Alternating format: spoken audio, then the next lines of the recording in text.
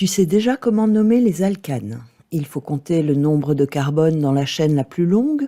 Alors ici, il y en a 1, 2, 3, 4, 5.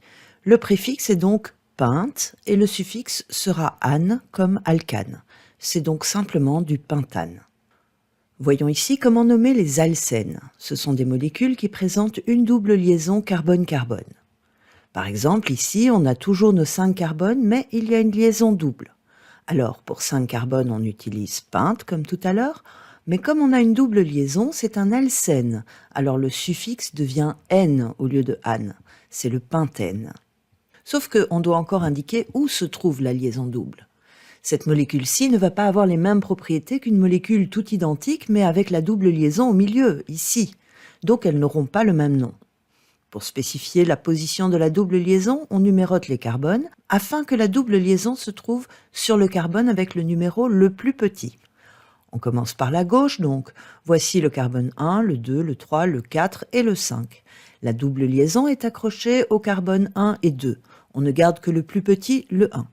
Et en nomenclature, on indique le numéro toujours juste avant la fonction. Ici, c'est la fonction n, donc on dira le pente 1n. On peut aussi dire 1 pentène, mais c'est moins rigoureux, c'est une nomenclature plus ancienne. Dans ce cas particulier, on peut ne pas dire le 1, ça sous-entend que la double liaison est sur le premier carbone. Que se passerait-il si on numérotait la chaîne dans l'autre sens? Celui-ci serait le carbone 1.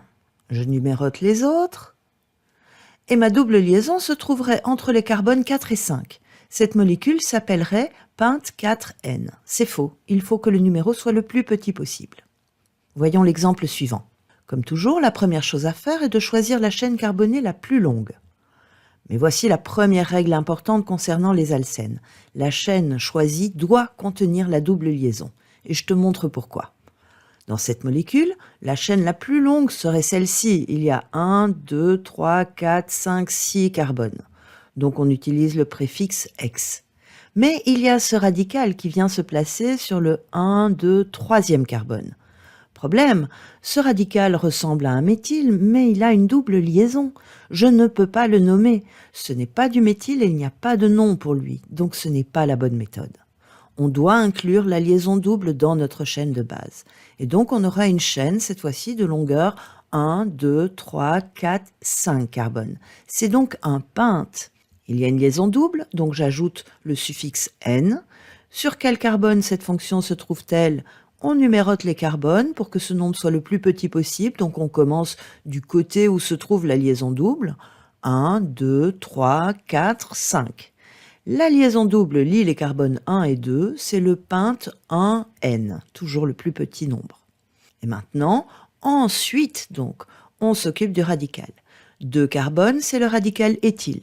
Il s'accroche au carbone 2, on ajoute donc devant pente 1N, on ajoute éthyle, et encore devant éthyle, on ajoute le numéro du carbone sur lequel il s'accroche, 2. C'est donc du 2-éthyl pente 1N. Pour l'instant, on a trouvé 2 règles pour la nomenclature. Première règle, la chaîne carbonée est celle qui est la plus longue, mais qui contient la double liaison. Deuxième règle, la numérotation se fait pour que le numéro de la fonction n soit le plus petit possible. Mais parlons maintenant de la compétition entre la fonction alcène et les radicaux. Qui sera prioritaire pour numéroter la chaîne? Voyons ce nouvel exemple. La chaîne la plus longue et qui contient la double liaison, c'est celle-ci. Je la numérote en commençant du côté où se trouve la liaison double. Donc 1, 2, 3, 4, 5 et 6. C'est le préfixe X. Ma double liaison lie les carbones 2 et 3. C'est donc du X2N. Maintenant, voyons les radicaux. Il y a 3 groupements méthyle. Donc on ajoute devant triméthyle. Et on doit encore spécifier sur quel carbone ces groupements sont fixés. Sur le 2, sur le 4 et sur le 5. C'est donc du 2, 4, 5 triméthyl X2N. Oui, mais si j'avais numéroté ma chaîne carbonée dans l'autre sens, donc le carbone 1, 2, 3, 4, 5 et 6, alors mes groupements méthyl auraient été placés en 2, 3 et 5, ce qui est mieux que 2, 4 et 5, puisque 3 est inférieur au 4. Mais non, ça ne va pas, car dans ce cas, la double liaison serait située entre les carbones 4 et 5. Ce serait donc du X4N par rapport à du X2N qu'on avait avec l'autre numérotation. Et la fonction N a priorité par rapport au groupement. On reste donc avec notre première solution. Et on peut ajouter dans nos règles que pour la numérotation, la fonction N a priorité sur les groupements alcyles. Voyons quoi faire avec les molécules cycliques. Partons du plus classique. Nos 6 carbones formant un cycle avec que des liaisons simples, c'est le cyclohexane. Plaçons une double liaison, ça devient du cyclohexène. Alors on va choisir la numérotation des carbones pour que la fonction N soit portée par le carbone du plus petit numéro. Donc c'est soit de celui-ci, soit de celui-là qui sera le carbone numéro 1. Prenons celui-ci. Le carbone numéro 2 sera forcément celui-ci au bout de la liaison double. Et voici les carbones 3, 4, 5 et 6. C'est bien la liaison double qui doit être encadrée par les deux numéros les plus petits possibles. On peut rajouter ça dans nos règles. Pour un cycle, la liaison double est encadrée par les deux indices minimaux. Alors, comme dans le tout premier cas, si l'indice est 1, on peut le laisser tomber. On a donc simplement du cyclohexène. Seulement, on pourrait numéroter nos carbones autrement, choisir celui-ci comme carbone 1, le carbone 2 à l'autre extrémité de la liaison double, le 3, le 4, le 5 et le 6. Ici, ça ne change absolument rien, mais on va voir que si on a des groupements sur le cycle, ça fera une différence. Dans cette molécule, on encadre la liaison double par les carbones 1 et 2, mais lequel sera le 1 ? Comme on a ce groupement méthyle sur celui-ci, c'est lui qui sera le 1 pour avoir le numéro le plus petit possible. Et ça nous fait le cycle hexène, cyclohexène, sans numéro pour N puisque c'est sur le 1, et le méthyle sur le carbone 1, 1-méthyl cyclohexène. Dernier exemple, de nouveau un cyclohexène, sans numéro pour le N. Alors, quel carbone porte le numéro 1 ?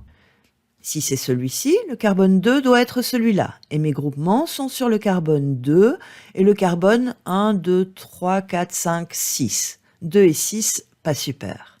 Prenons l'autre.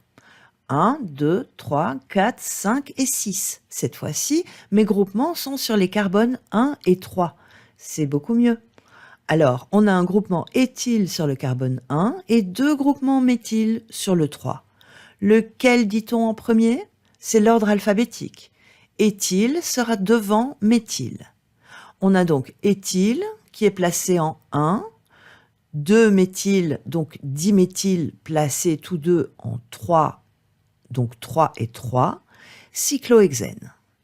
1 éthyle, 3, 3 diméthyle cyclohexène. Alors on est d'accord, c'est très bizarre comme façon de parler. Mais ces règles de nomenclature sont là pour qu'on puisse, à partir du nom, reconstituer la molécule.